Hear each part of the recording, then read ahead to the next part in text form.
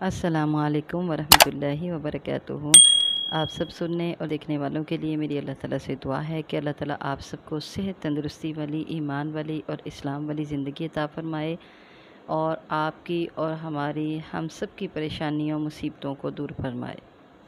तो आज यहाँ हम एक ऐसी दुआ डिस्कस करने जा रहे हैं, एक ऐसी दुआ के बारे में पढ़ने जा रहे हैं जो अगर हम किसी को मुसीबत में देखते हैं तो हमने अपने लिए वो दुआ करनी है। जब किसी को मुसीबत में देखें तो पहली बात तो क्या है कि अल्लाह से ये दुआ करनी चाहिए कि अल्लाह ताला इसकी परेशानी को दूर करे, और दूसरा अपने लिए ये दुआ करनी है जो जामे तिरमिज़ी की रिवायत है, अल्हम्दुलिल्लाहिल्लज़ी, सब तारीफ़ें अल्लाह के लिए, वो ज़ात जिसने आफ़ानी, आफ़ियत दी मुझको, मिम्मब्तला का, उस चीज़ से जिसमें उसने मुब्तला किया तुझको, बिही जिसमें, वफ़द्दलनी अला कसीरिम मिम्मन खलक़ तफ़सीला, और उसने फ़जीलत दी मुझको बहुत ज़्यादा अपनी मखलूक में से।